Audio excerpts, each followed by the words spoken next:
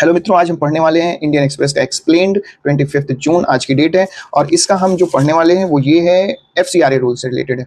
बहुत इंपॉर्टेंट है, mains perspective से बहुत इंपॉर्टेंट है। इसकी नोट्स आपके पास 100% होनी चाहिए। इसको हम डिटेल में डिस्कस करेंगे, कुछ 4-5 पॉइंट निकालेंगे, पर उससे पहले हम इसका स्टैटिक समझेंगे। और स्टैटिक है ये अपना, तो हम इसकी पहले बेसिक्स पढ़ लेंगे इस आर्टिकल को कंप्लीट करने से पहले। FCRA ministry of home affair के अंदर आता है। इसका ऑब्जेक्टिव ये कि रेगुलेट करेगा utilization of foreign contribution to ensure they do not adversely affect क्या sovereignty of and integrity, security of state और पब्लिक इंटरेस्ट, और बाकी 2-3 चीजें और भी। अगर ब्रॉडली आप ये 3 भी लिख लिए तो कभी भी FCRA से क्वेश्चन आएगा तो ये आपका इंट्रो कंप्लीट है, right. Who can receive foreign contribution, तो रजिस्टर्ड NGO कर सकती हैं, ट्रस्ट कर सकती है, सोसाइटीज कर सकती है, सेक्शन 8 कंपनीज भी कर सकते हैं, educational, religious and social organisation कर सकते हैं। कौन नहीं कर सकता, ये सेक्शन 3 में दिया हुआ है। इलेक्शन कैंडिडेट्स नहीं कर सकते, MPs नहीं कर सकते, MLAs नहीं कर सकते, पॉलिटिकल पार्टीज नहीं कर सकती, जजेस नहीं कर सकते, गवर्नमेंट सर्वेंट्स नहीं कर सकते, journalist and editor of registered newspaper के नहीं कर सकते। जो रजिस्टर्ड न्यूज़पेपर है उनके जर्नलिस्ट एंड एडिटर्स नहीं रिसीव कर सकते। ऑर्गेनाइजेशन ऑफ पॉलिटिकल नेचर, कोई भी ऑर्गेनाइजेशन जो कि पॉलिटिकली नेचर है, जिसका नेचर पॉलिटिकल है, मतलब उसको इन फ्यूचर चुनाव लड़ना है या फिर वो ऐसे कुछ चीजों को लेकर के है, तो वो फिर वो ऑर्गेनाइजेशन फॉरेन कंट्रीब्यूशन रिसीव नहीं कर सकते, ये याद रखेंगे। रजिस्ट्रेशन के लिए प्रीलिम्स का फैक्ट है सबसे इंपॉर्टेंट ये कि वैलिडिटी इसकी 5 इयर्स की होती है, रिन्यूअल उसके बाद आपको रिक्वायर्ड है, उसके बाद आप रिन्यू करा सकते हैं। और 5 इयर्स की वैलिडिटी जब होती है तो इसके दौरान भी वो सस्पेंड और कैंसिल कर सकते हैं अगर वायलेशन करते हैं आप किसी भी प्रिस्क्राइब्ड रूल का, जो कि उन्होंने आगे बता रखे हैं कि क्या क्या रूल्स हैं। इस आर्टिकल में भी यहाँ पर बेसिकली जो चेंज फ्रॉम 2011 रूल है ये भी इसी से रिलेटेड है पूरा, कि क्या नए नए रूल्स आए हैं। अगर आप इनका वायलेशन करेंगे तो उनके पास ये अथॉरिटी कि वो उसको कैंसिल कर सकते हैं। नेक्स्ट देखते हैं FCRA का बैंक अकाउंट। ये रिसेंटली 2020 में अमेंडमेंट हुआ था, जहां पर ये मैंडेटरी कर दिया गया था कि स्टेट बैंक ऑफ इंडिया जो को न्यू दिल्ली की जो मेन ब्रांच है, आपको वहीं पर अपना अकाउंट खुलवाना है और सारा फॉरेन कंट्रीब्यूशन पहले वहां आएगा, फिर उसके बाद आप वहां से अप्रूव करा करके ले जा सकते हैं कहीं पर भी। की ऑब्लिगेशंस क्या है, यूज करेंगे fund only for approved purpose. और अप्रूव्ड पर्पस कितना है ये आपको इस आर्टिकल में भी दिया हुआ है। और 105 एक्टिविटीज ऐसी अलाउड की गई हैं जहां पर उस फंड को आप यूज कर सकते हैं। एनुअल फाइल रिटर्न फाइल करना पड़ेगा आपको। 2020 का जो अमेंडमेंट्स हाईलाइट है वो एक बार देख लेते हैं। Compulsory SBI new Delhi branch administrative expense capped at 20%, ये अभी हम इसमें भी पढ़ेंगे, ये यहाँ पर दे रखा है। ये रिसेंट कुछ चेंजेस पेनाल्टी फ्रेमवर्क है, अभी इसको भी देखेंगे। और ये जो 20% का कैप रखा है वो भी यहाँ पर दे रखा है। Transfer of foreign contribution to another NGO prohibited, तो किसी भी दूसरे NGO को एक NGO ट्रांसफर नहीं कर सकता है, ये प्रोहिबिटेड है। ये सारे 2020 के अमेंडमेंट्स हैं, ठीक, ये भी 2020 का ही अमेंडमेंट्स है। तो रिसेंट में अब हम पढ़ते हैं न्यूज़पेपर का जो भी इंपॉर्टेंट एस्पेक्ट है, तो ये न्यूज़पेपर को आर्टिकल डिस्कस करते हैं। देखो यहाँ पर यूनियन होम मिनिस्ट्री ने फॉरेन फंडिंग को और टाइटन करते हुए उन्होंने अभी अपने दो नोटिफिकेशन इशू किए हैं, जिसमें पेनल्टीज को रिवाइज किया है और स्पेसिफिक पर्पस बेस्ड और ज्योग्राफी लिंक रजिस्ट्रेशन, इन चीजों को अभी हम डिटेल में पढ़ते हैं। पर यहाँ पर देखो लिखा हुआ है कि एक्सप्लिसिटली उन्होंने फॉरेन मनी आउट कर दिया है प्रोसेल्टाइजिंग एक्टिविटीज से। अब प्रोसेल्टाइजिंग एक्टिविटीज वो होती है जिन पैसों को, जिन फंड्स को यूज करके वो कन्वर्जन कर रहे थे, तो उनको इन्होंने कंप्लीटली प्रोहिबिट कर दिया है, ठीक है। तो 2 नोटिफिकेशन है। पहला नोटिफिकेशन ये कहता है कि उन्होंने FCRA को आपको अब स्पेसिफाई करना है। क्या करना है, स्पेसिफाई करना है कि आप किस पर्पस से इस फंड को यूज करोगे और किस स्टेट या यूनियन टेरिटरीज में यूज करोगे। तो देखो यहाँ पर बोथ, मतलब दोनों चीज को आप स्पेसिफाई करोगे कि किस पर्पस से करना है इस फॉरेन फंड को यूज और किस स्टेट या यूनियन टेरिटरीज में यूज करोगे, किस एक्टिविटीज में, ठीक है। तो आपको पहले पर्पस बताना है, फिर कहां पर करोगे और फिर किस एक्टिविटीज में। और जो एक्टिविटीज है वो 105 परमिसिबल पर्पस से जो है, जो 105 गवर्नमेंट द्वारा परमिटेड है, सिर्फ उन्हीं एक्टिविटीज में आपका होना चाहिए। तो ये बात इन्होंने अभी 2011 को चेंज करके ये एक्सटेंड कर दिया थोड़ा सा, इसीलिए कहते हैं ना टाइटन किया, इन्होंने टाइटन किया है क्या, फॉरेन फंडिंग फ्रेमवर्क को।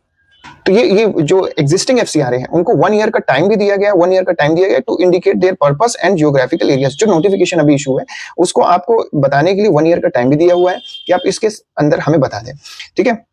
अब देखो नोटिफिकेशन ने और कैसे ब्रॉडन किया है। देखो यहाँ पर इन्होंने की फंक्शनरी जो NGOs होते हैं, फॉर एग्जांपल कोई NGOs, तो उसमें जो की फंक्शनरीज होती है, तो उस डेफिनेशन को इन्होंने ब्रॉडन किया। कैसे ब्रॉडन किया कि अगर कोई भी मैनेजमेंट पोजीशन पे, ये देखो यहाँ पर है कि अगर कोई भी की मैनेजमेंट पोजीशन पर है और वो फॉरेन नेशनल है, तो उसके लिए ऑर्डिनरली आपको ना तो रजिस्ट्रेशन प्रोसेस अलाउड है, ना तो प्रायर परमिशन जैसे ऑर्डिनरली आप ले सकते हो। जैसे आपका एक NGO है, दोनों को डिफरेंस करके समझते हैं तो क्लियर समझ में आएगा कि एक NGO है जहां पर हमारी इंडियन सिटीजन से ओनली होगी, दूसरा एक एनजीओ है जहां पर फॉरेन नेशनल्स भी इंक्लूडेड हैं।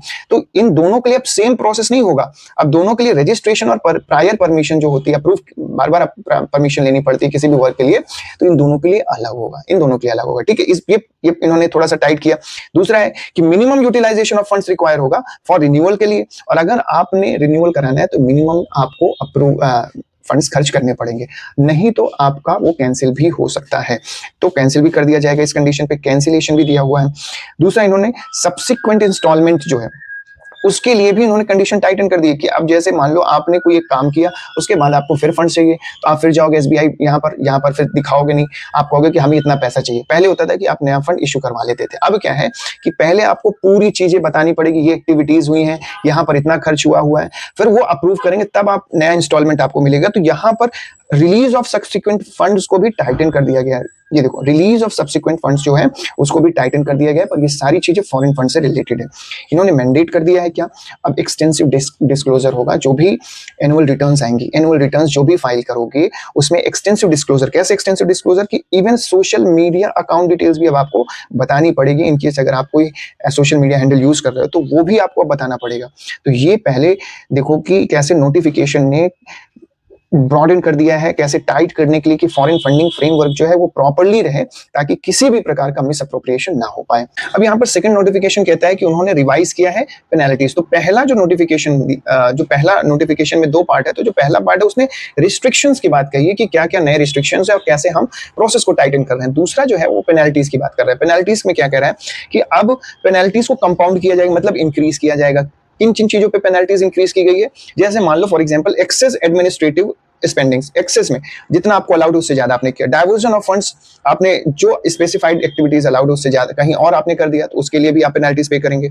आप अगर यूज कर रहे हैं आउटसाइड अप्रूव्ड एक्टिविटीज, मतलब जो अप्रूव्ड है उसके अगर बाहर आप यूज कर रहे हैं या फिर डाइवर्ट कर रहे हैं फंड्स को, ऐसे केसेस पर आपको पेनल्टीज भरनी पड़ेंगी। और गवर्नमेंट कहती है कि हम आपको पेनल्टीज के थ्रू इस प्रोसेस को सॉल्व करवा रहे हैं, आपको क्रिमिनल प्रोसिक्यूशन से हम बचा रहे हैं। तो अब आप क्रिमिनल प्रोसिक्यूशन के रास्ते पे नहीं जाएंगे, आपको ऐसे हम पेनल्टीज कंपाउंड करके इस चीज को हम टैकल करेंगे। इससे बर्डनिंग ऑफ जुडिशरी भी कम होगी और इस तरह के लिटिगेशंस भी कम होंगे, राइट। दूसरा देखो, यहाँ पर चेंजेस दिया है 2011 पे। अब ये कह रहे हैं कि जो 2011 का रूल्स था वहां पर ब्रॉडली आइडेंटिफाई कर लिया जाता था, कोई भी एनजीओ वो अपने आप को ब्रॉडली आइडेंटिफाई कर लेता था कि मैं रिलीजियस काम कर रहा हूँ, कल्चरल कर रहा हूँ, एजुकेशनल कर रहा हूँ या फिर इकोनॉमिक सोशल एक्टिविटीज कर रहा हूँ, और इस बेसिस पर उसको रजिस्ट्रेशन मिल जाता था। अब क्या है कि अब आपके पास यहाँ पर जो भी गवर्नमेंट नोटिफाइड लिस्ट है उसी में से ही आपको कोई एक्टिविटीज चूज करके उसी में आपको रजिस्ट्रेशन मिलेगा। तो ये कितनी, अभी हमने यहाँ पर पढ़ा 105 परमिसेबल है, ठीक है। और यहाँ पर जो है उतने में से ही आपको चूज करना है, पहले ब्रॉडली आइडेंटिफाइड हो जाता है। एक चेंजेस ये अगर आप लिख पाओ तो अच्छी बात है।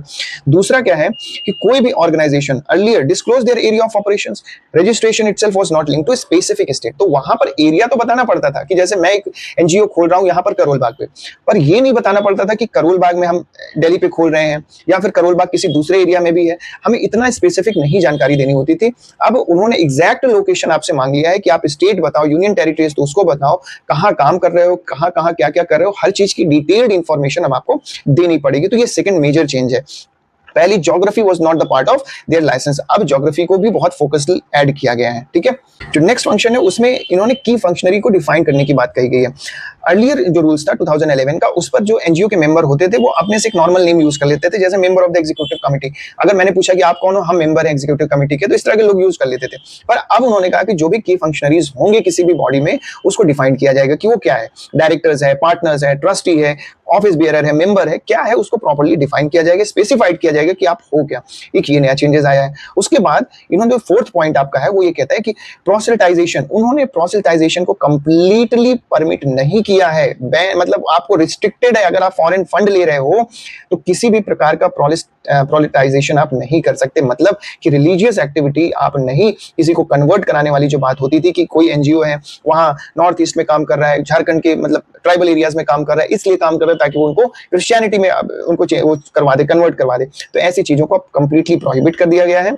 और नेक्स्ट जो है, तो इस चीज को हम ध्यान रखेंगे, the changes significantly increase government oversight. तो ये 5 पॉइंट अगर याद रहे, पहला तो ये कि कैसे ब्रॉडली आइडेंटिफाई किया जाता था पहले, अब उसको स्पेसिफाइड कर दिया गया है 105 एक्टिविटीज में। पहले कोई ऑर्गेनाइजेशन जो कि ऑपरेशन करती थी किसी भी एरिया में, एक नॉर्मल प्रोसेस था, अब जियोग्राफी को बहुत मतलब प्रिसाइज फॉर्म में इंक्लूड किया गया है। तीसरा कि जो की फंक्शनरीज हैं उनकी भी डिटेलिंग होनी चाहिए, ऐसा नहीं कि कोई भी एनजीओ खोल के कोई भी कुछ भी बना बैठा है, हर व्यक्ति की फंक्शनिंग और उसका इन्वॉल्वमेंट, उसका एनरोलमेंट, सारी चीजें क्लियर होनी चाहिए। और लास्ट में ये है कि आप प्रोलिटाइजेशन, किसी भी प्रोलिटाइजेशन जो है किसी भी तरह से अलाउड नहीं है। कन्वर्जन के लिए जो भी कोई भी अगर ऑर्गेनाइजेशन अगर ऐसा पाई जाती है कि फॉरेन फंड लेकर के, तो कंप्लीटली कैंसिल आउट उनका करके उनकी आगे की पनिशमेंट होगी। ठीक है, तो ये एक देखो इसमें दे भी दिया फोकस ऑन प्रोसेटाइजेशन। प्रोसेटाइजेशन को स्पेशली फोकस किया है, कैसे कि जैसे पहले क्या था, कोई भी एजुकेशन के नाम पे इंस्टीट्यूट खुल जाता था और वो फिर बाद में कन्वर्जन करने लगता था। यहाँ पर क्या है कि न्यू फ्रेमवर्क अलाउ करता है कि फेथ बेस्ड एक्टिविटी आप कर सकते हो, जैसे आप एक्टिविटीज जैसे रिलीजियस एजुकेशन, थ्योरेटिकल एजुकेशन, ये सब आप कर सकते हो। पर यहाँ पर रिलीजियस कन्वर्जन के लिए सुप्रीम कोर्ट का एक जजमेंट है, स्टेनिस्लॉस versus state of Madhya Pradesh 1977 का केस है, जहां पर सुप्रीम कोर्ट ने कहा कि right to propagate religion does not mean कि right to convert another person. ये इसका मतलब नहीं है, प्रोपोगेट करो, प्रोफेस करो, प्रैक्टिस करो, पर किसी को कन्वर्ट आप नहीं करा सकते इनके थ्रू। ये सुप्रीम कोर्ट का जजमेंट है। तो इसी जजमेंट को इन्होंने भी अपने इस पर स्पेशली फोकस किया है। देखो इन्होंने कह रखा है फोकस ऑन प्रोसेटाइजेशन, तो इस बात को ध्यान रखना है। साथ में यहाँ पेनल्टीज दी हुई है, ये कुछ खास आपके काम की नहीं है, आप चाहो तो इसको पढ़ लेना। पर ये जो इंपॉर्टेंट पॉइंट्स हैं, जैसे ये स्टेनिस्लॉस versus state of Madhya Pradesh, ये प्रीलिम्स का फैक्ट भी हो सकता है, यहाँ पर ये मेंस के लिए आपको आ सकता है। बहुत इंपॉर्टेंट है ये, क्योंकि एफसीआरए को लेकर के पिछले 1-2 साल से कुछ ना कुछ, क्योंकि बहुत सी एनजीओज ने रेगुलर इस पर कंप्लेंट डाल रखी है, रेगुलर उनको प्रोटेस्ट कर रहे हैं कि हमें मतलब अच्छे काम करने के लिए रोका जा रहा है, और सरकार कह रही है कि हम वो रिस्ट्रिक्शंस लगा रहे हैं जिससे उनका फंड्स मतलब देश के हित में यूटिलाइज हो, अगेंस्ट में ना हो। Thank you so much.